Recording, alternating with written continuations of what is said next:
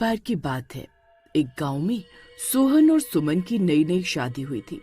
लेकिन घर जाने के रास्ते पर किसी ने नींबू मिर्च रखकर कोई तांत्रिक क्रिया की होती है और सुमन गलती से उस नींबू पर पैर रख देती है।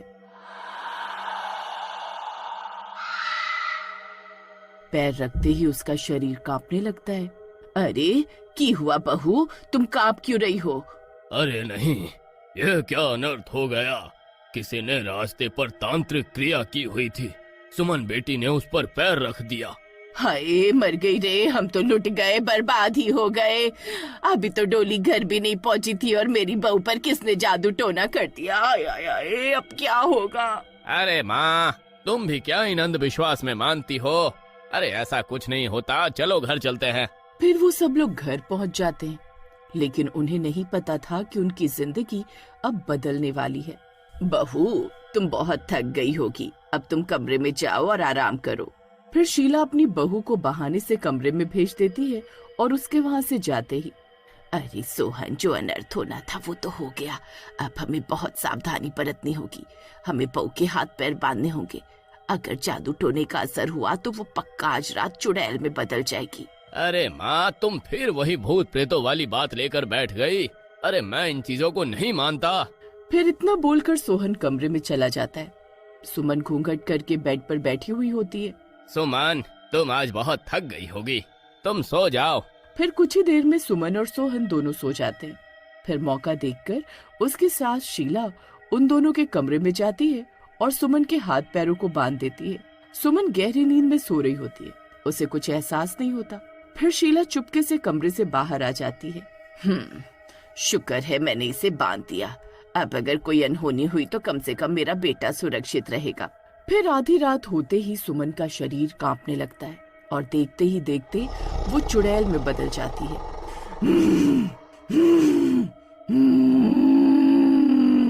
उसके गुर्राने की आवाज से सोहन की नींद खुल जाती है और वो डर के मारे बेड से खड़ा हो जाता है।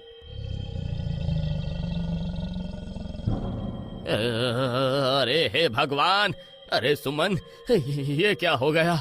अरे नहीं नहीं, अरे माँ जल्दी आओ। फिर सोहन की आवाज सुनकर शीला भागती हुई उनके कमरे की ओर जाती है। अरे मर गए रे, जिस बात का डर था वही हुआ। मेरी बहू तो सुहाग रात वाले दिन ही चुड़ैल बन गई। हाय रे, हम तो लुट गए, बर्बाद हो गए। सोहन, तू कल ही से इसके मायके छोड़ कर आ। अगर ये यहाँ रही तो हम सबको कच्चा खा जाएगी। अरे नहीं माँ, तुम ये कैसी बातें कर रही हो? सुमन अब हमारी जिम्मेदारी है। इस मुसीबत से हमें ही निपटना होगा। ए बुढ़िया, खोल मुझे, खोल। तूने मुझे बांधा था ना, खोल। आजाद होते ही सबसे पहले तुझे ही खाऊंगी। अरे मर गए रे, ये तो मुझे ही खाने की बात कर रही है। सोहन देखना, तू कुछ कर, इस मुसीबत का क्या करे अब। हम सुबह होने का इंतजार करते हैं। सुबह गांव के पंडित जी को इसके बारे में बताएंगे।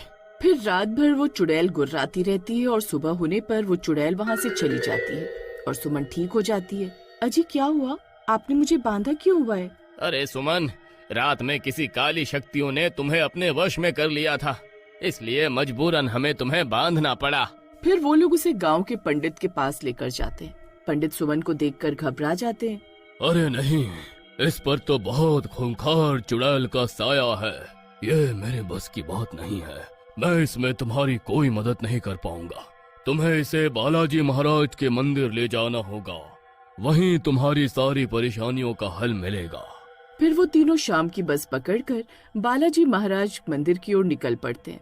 वो बस की पीछे की सीट बुक कर लेते हैं। सुमन, तुम आराम से इस सीट पर बैठ जाओ। सफर लंबा है, इसलिए अगर थकावट लगे तो लेट जाना। मैं ठीक हूँ जी, आप मेरी फिक्र मत कीजिए। अरे सोहन बेटा, वो रस्सी तो रख ली थी ना, हो सकता है आज रात भी हमें उसकी जरूरत पड़े। हाँ माँ, आप फिक्र मत कीजिए, मैंने सब सामान ध्यान से रख लिया है। उसी बस में 3 मनचले भी सफर कर रहे होते हैं।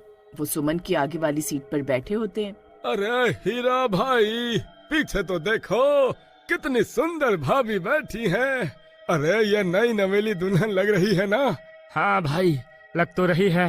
देख कैसे चुपचाप बैठी है, लगता है अभी अभी ब्याह कराई है।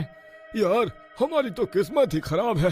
लगता है हम तो कुंवारे ही रह जाएंगे।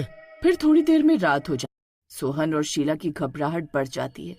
सुमन चुपचाप एक तरफ बिना पलक झपकाए देख रही होती है। अरे हीरा भाई, जरा देख तो सही, ये तो मुझे ही देख रही है। भाई मुझे तो शर्म आ रही है। अरे लगता है मैं इसे पसंद आ गया हूँ। तभी बस सुनसान सड़क पर पहुंचती है और रात का अंधेरा घिरने लगता है। अचानक सुमन का चेहरा फिर से बदलने लगता है। उसकी आंखें लाल हो जाती हैं और हाथ कांपने लगते हैं। अरे माँ, ये फिर से शुरू हो रहा है। जल्दी रस्सी निकाल वरना देर हो जाएगी। दोनों मिलकर सुमन को फिर से बांध देते हैं। बस में बैठे यात्री घबरा जाते हैं। अरे ये क्या तमाशा है? इतनी सुंदर औरत और तुम इसे इतनी बेरहमी से बांध रहे हो। अरे भाई साहब, ये मेरी पत्नी है, इसके ऊपर चुड़ैल का साया है, कृपया कोई पास मत जाए। तभी सुमन गुर्राने लगती है। मुझे खोलो वरना इस पूरी बस को नष्ट कर दूंगी। अरे मर गए रे। अरे कमबख्तो, इस चुड़ैल को बस में लेकर कहाँ घूमने निकले हो? क्यों बाकी लोगों को मरवाना चाहते हो? अरे कालिया भाई, ये तुम्हें ही देख रही थी। अगर इसने रस्सी तोड़ दी तो ये सबसे पहले तुम्हें ही मारेगी। अरे नास मिटे, अरे शुभ शुभ बोल।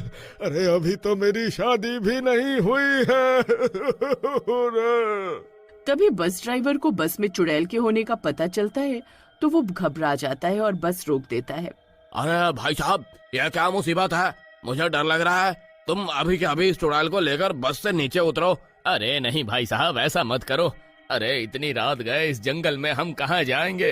भाई बस चलाते रहो, हमें बालाजी मंदिर पहुँचा दो, यही एक हमारी आखिरी उम्मीद है। अरे नहीं नहीं, मैं ये सब नहीं जानता, तुम्हें अभी के अभी बस से उतरना होगा। अरे नास मिटे, तुझे एक बार में समझ नहीं आता क्या? हमारा मंदिर पहुंचना बहुत जरूरी है। अगर किसी ने हमें जबरदस्ती बस से उतारने की कोशिश की, मैं इस चुड़ैल की रस्सियां खोल दूंगी, फिर उसके बाद जो होगा उसके जिम्मेदार तुम खुद होंगे। ये सुनकर सब लोग डर जाते हैं और उन्हें बस से नहीं उतारते। वो चुड़ैल गुस्से में गुर्रा रही होती है।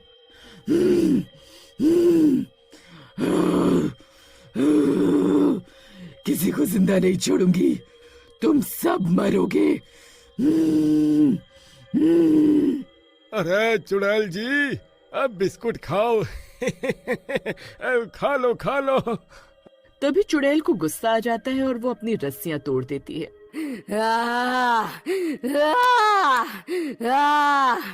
अरे अरे मर गए रे।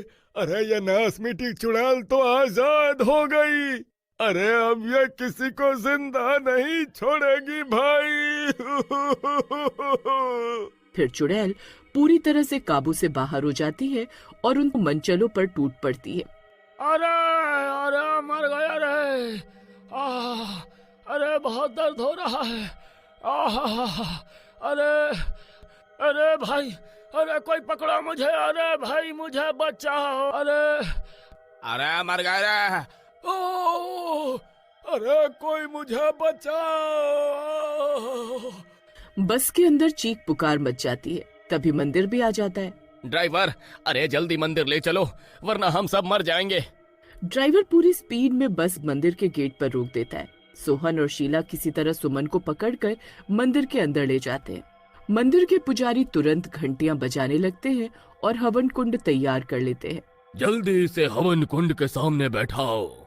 जैसे ही मंत्रोच्चार शुरू होता है, चुड़ैल चीखने लगती है। नहीं, ये अग्नि मुझे जला देगी। छोड़ दो मुझे, छोड़ दो। नहीं, आज तुझे हमेशा के लिए खत्म करना ही होगा। पुजारी जलती हुई हवन की राख सुमन पर छिड़कते हैं। चुड़ैल दर्द से चीखती है और धीरे धीरे धुएं में बदलकर गायब हो जाती है। सुमन बेहोश हो जाती है। कुछ देर बाद वो सामान्य हो जाती है। अजीब, मुझे कुछ याद नहीं कि क्या हुआ।